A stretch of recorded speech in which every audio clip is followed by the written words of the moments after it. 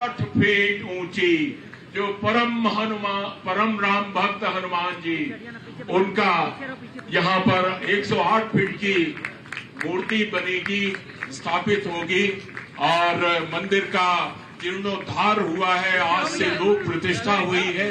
अब मैं सादर निवेदन करता हूं महंत राम सेवक दास जी गोमती बाबा जी से, कृपया मंच पर आए और सम्मानित होने की आप कृपा करें। आपने इतना बड़ा कार्य किया है, बेहतरी के लिए आपने बहुत ही सुंदर त्याग और समर्पण का परिचय दिया है।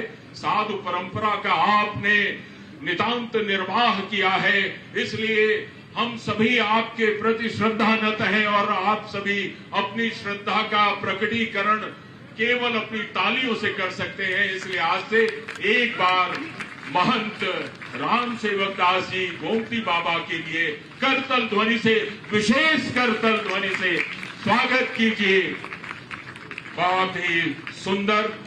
और आपने श्री श्री 108 बाबा ठाकुरदास जी महाराज लोहा लंगड़ी जी से दीक्षा ली थी, उन्हीं ने आपको सारे संस्कार दिए और आपने ऐसे सेवा भाव से, संघर्ष भाव से इस पवित्र भूमि को बचाए रखा और ऐसे सुंदर हाथों में सौंपने का कार्य किया है कि हम अभिभूत हैं, हम बहुत ही प्रभावित हैं। बाबा राम सेवक दास जी यानी जो गोमती बाबा कहलाते हैं, गोमती के तट पर। और अब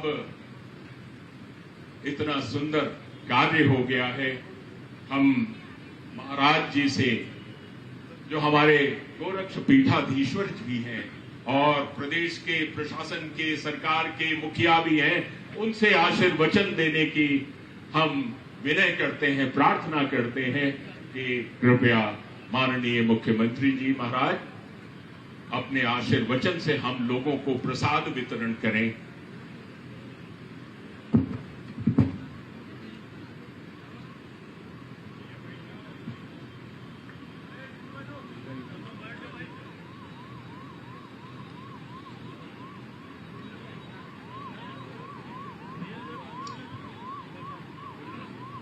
गोमती नदी के इस पावन तट पर बजरंगबली समेत सभी देव विग्रहों की प्राण प्रतिष्ठा कार्यक्रम में यहां पर विराजमान जूना अखाड़ा के आचार्य महामंडलेश्वर पूज्य संत स्वामी अवधेशानंद जी महाराज,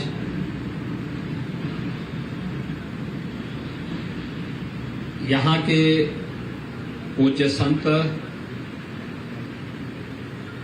स्वामी राम सेवक दास जी महाराज, अन्य पूज्य संतजन, प्रदेश सरकार के पूर्व मंत्री श्री आशुतोष टंडन जी, डॉक्टर महेंद्र सिंह जी, कार्यक्रम के आयोजक श्री संजय सिन्हा जी, उदय सिन्हा जी, विजय सिन्हा जी, आज के इस कार्यक्रम में उपस्थित सभी श्रद्धालुजन और उपस्थित भाइयों बहनों,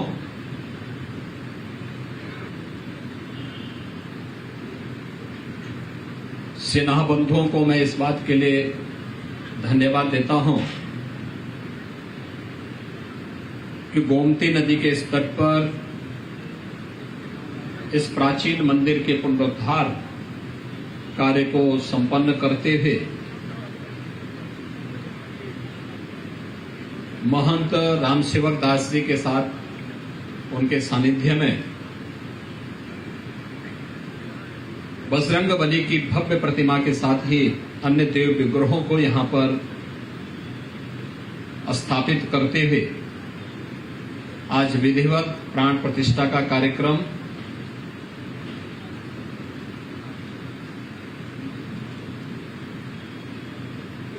जूना अखाड़ा के आचार्य और महामंडलेश्वर पूज्य संत स्वामी अवधेशानंद गिरिजी महाराज के सानिध्य में अभी संपन्न हुआ है।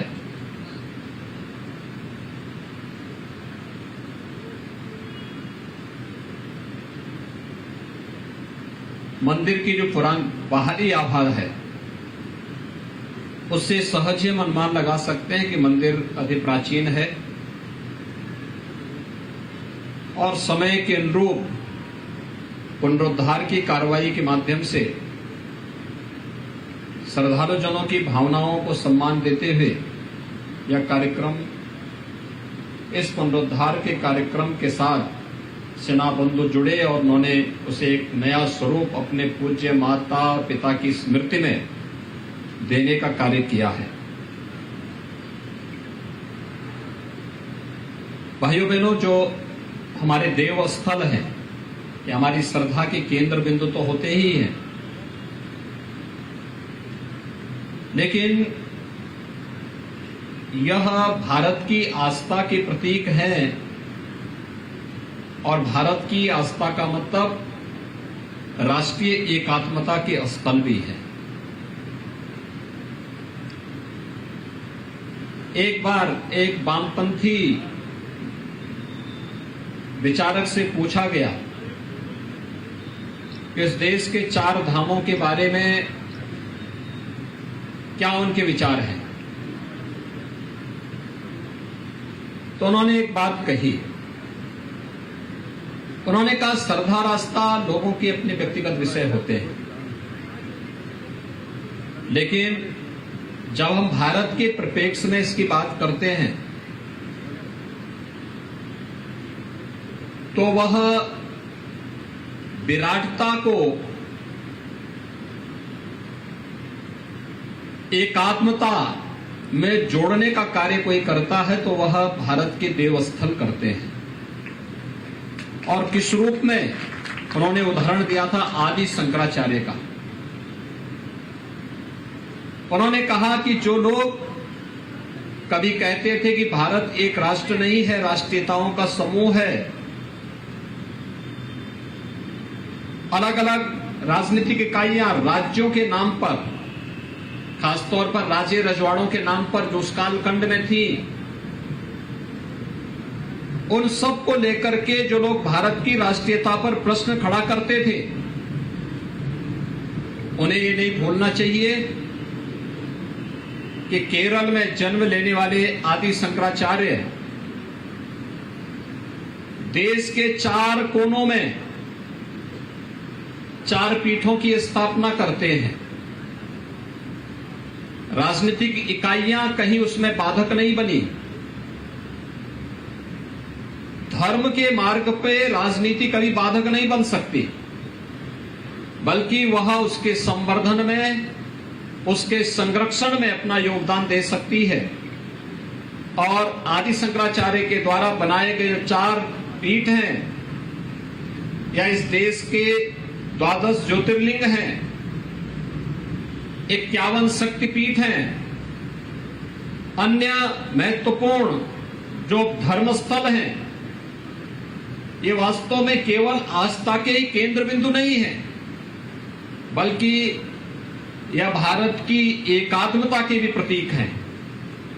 किसी देव मंदिर में जब एक श्रद्धा के साथ कोई जाता है तो उसकी जाति, उसका क्षेत्र, उसकी भाषा कोई नहीं पूछता।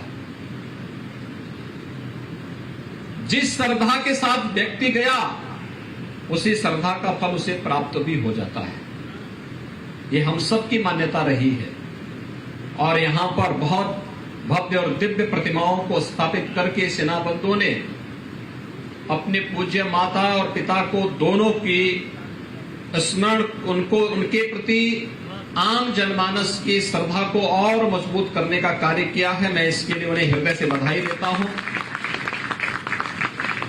हमारे देव मंदिर लोक कल्याण के माध्यम है, हमें उसे निरंतर उसी पथ पर अग्रसर करके लेके चलना होगा। देव मंदिरों में आने वाला कोई व्यक्ति भगवान की पूजा भी करे, लेकिन बिना उसकी जाति पूछे, बिना उसकी क्षेत्र भाषा पूछे कोई आता है तो उस मंदिर की व्यवस्था से जुड़े हुए लोग जो भी प्रसाद ग्रहण करते हैं, हर एक आने जाने वाले लोगों को उसको भी देने का कार्य करेंगे, तो कोई व्यक्ति भूखों नहीं रहेगा। यह कार्य सरकारें बाद में उठाना शुरू की है, ये काम पहले देव मंदिर ही उठाया करते थे, भंडारे वहां चलते थे, इसी बात को लेकर के चलते थे, कोई भी रात चलने वाला राहगीर भूखों न रहे। और यह व्यवस्था प्राचीन काल से चली आ रही है। अन्नदान अपने आप में एक महादान है। भाइयों बहनों, कोरोना जैसी महामारी का सामना इस देश ने किया है। इस सदी की यह सबसे बड़ी महामारी थी। अब तक की यह त्रासदी थी कि जब भी कोई महामारी आती थी, महामारी से तो मौतें होती ही थे, महामारी से ज्यादा मौतें होती थी महामारी के बाद के जो साइड इफेक्ट होते थे, भूखमरी से, त्रासदी से, उससे ज्यादा मौतें होती थी। पहली बार हुआ है जब कोरोना महामारी के दौरान पूरे देश के अंदर प्रधानमंत्री मोदी जी के नेतृत्व में जो कार्यक्रम चले, उसमें महामारी से भी बचाव किया गया और भूख से भी कोई मौत नहीं हुई। इस बात को लेकर के सरकार के कार्यक्रमों ने सफलतापूर्वक विभिन्न स्वयंसेवी संगठनों, जनप्रतिनिधियों के सहयोग से उसमें भी सफलता प्राप्त की। ये कोरोना के खिलाफ लड़ाई केवल देश की लड़ाई नहीं थी, केवल प्रधानमंत्री जी की लड़ाई नहीं थी। कोरोना के खिलाफ देश की लड़ाई का मतलब यह इस देश के 135 करोड़ लोगों की लड़ाई थी। और जब पूरा देश एकजुट होकर के लड़ा तो उसका परिणाम भी पूरे देश के सामने आता हुआ दिखाई दिया कि कोरोना प्रबंधन भारत का दुनिया के किसी भी विकसित देश की तुलना में सबसे बेहतरीन था। ये भारत की जीवन पद्धति और अपने नेतृत्व के प्रति भारत की निष्ठा का प्रदर्शन था। लेकिन खाद्य सुरक्षा की गारंटी या हर व्यक्ति को प्रधानमंत्री गरीब कल्याण अन्न योजना के माध्यम से केंद्र सरकार के द्वारा या राज्य सरकार के द्वारा फ्री राशन की व्यवस्था तो आज की बात हुई। प्राचीन काल में खाद्य सुरक्षा की गारंटी हमारे धर्मस्थल ही दिया करते थे। और इसलिए धर्मस्थल के बारे में जो अक्सर मेरे गुरुदेव मुझे अक्सर कहा करते थे कि धर्मस्थल पे कोई व्यक्ति आए, भूखों नहीं जाना चाहिए, उसको 2 जून की रोटी जरूर दो, भोजन की व्यवस्था उसके लिए जरूर करो। दूसरा, भारत की वैदिक परंपरा के संरक्षण का कार्य, संस्कृति के अध्ययन अध्यापन को उसके साथ जोड़ना। अगर ये कार्यक्रम हम निरंतरता के साथ जुड़े, आरोग्यता के लिए कुछ कार्य कर सके, ये तो नदी के तट पर, एकदम गोमती नदी के तट पर है, हमारा प्रयास हो कि मंदिर से कोई भी कूड़ा कचरा मंदिर और आसपास के क्षेत्र का वह गोमती नदी में न गिरे, बल्कि यहाँ की साफ सफाई की व्यवस्था मंदिर व्यवस्था से जुड़े हुए लोग उठाएं और गोमती नदी के जल को निर्मल और अविरल बनाने की दिशा में हमारा प्रयास आगे बढ़ना चाहिए। दूसरा, इस नदी के जल को हम यहां पर जो क्षेत्र है नदी के तटवर्ती क्षेत्र में, यहां पर उस प्रकार की औषधीय वृक्षों को लगा करके लोगों को उसके साथ जोड़ने का कार्य कर सकते हैं। बहुत सारे लोगों को आरोग्यता के लक्ष्य को प्राप्त करने की दिशा में भी आगे बढ़ा सकते हैं। और यह कार्य यहां पर यह मंदिर प्रबंधन यहां के पूज्य संतों के साथ मिलकर के, जनप्रतिनिधियों के साथ मिलकर के आगे बढ़ाने का कार्य करेगा तो मंदिर की सार्थकता स्वयं सिद्ध होती हुई दिखाई देती है। मैं एक बार फिर से महंत राम सेवक दास जी महाराज को, जिन्होंने इस प्रबंधन में सेना बंधुओं को के साथ साथ अन्य लोगों को रखा जो लोक कल्याण के पथ पर अग्रसर होकर के इस कार्यक्रम के साथ जुड़ सके, मंदिर के पुनरुद्धार के लिए सेना बंधुओं को हृदय से धन्यवाद देता हूं। और पूज्य स्वामी अवधेशानंद गिरि जी महाराज यहां पर उपस्थित हुए हैं, वे हरिद्वार से यहां आए हैं इस भीषण गर्मी में, वास्तव में किसी को सजा देनी हो तो इस भीषण गर्मी में मूर्ति प्राण प्रतिष्ठा का कार्यक्रम करवा लें। अच्छा है, नंगे पैर बोलो कि चलो।